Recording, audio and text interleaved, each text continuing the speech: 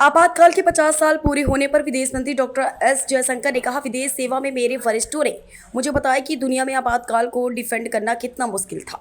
भारत को लोकतंत्र की जननी माना जाता है। भारत के राजनयिक कैसे इसे डिफेंड करते। सालों बाद यह पूछे जाने पर कि क्या वे आपातकाल के बारे में कुछ बदलती, उसके जवाब में इंदिरा गांधी ने कहा, नहीं। कांग्रेस पार्टी, इंदिरा गांधी, यहाँ तक कि राजीव गांधी ने भी कभी खेद व्यक्त नहीं किया। 77 में मैंने यूपीएससी एग्ज़ाम पास किया और मैं विदेश सेवा में अफसर बना।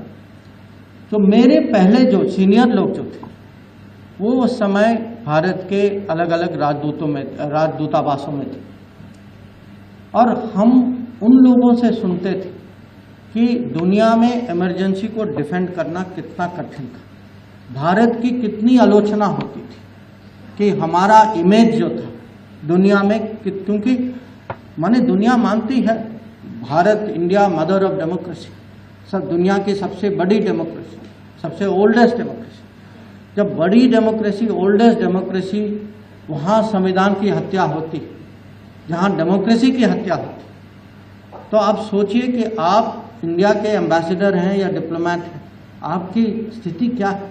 आप किस मुंह से आप भारत को डिफेंड करेंगे? कैसा इमेज बनाएंगे? ये हम लोग सुनते थे अपने सीनियर लोग से उस समय।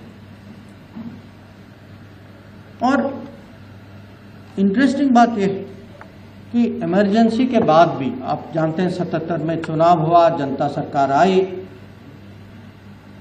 बाद में सालों बाद इंदिरा गांधी से पूछा जाता था, मैंने हाल ही में एक न्यूज़पेपर में पढ़ा था कि एक अमेरिकन पॉलिटिकल साइंटिस्ट ने पूछा कि is there anything you would have changed about Emergency? He said, Mrs. Gandhi thought for a moment and she said no. तो आप सोचिए, और ये आफ्टर मेनी ईयर्स।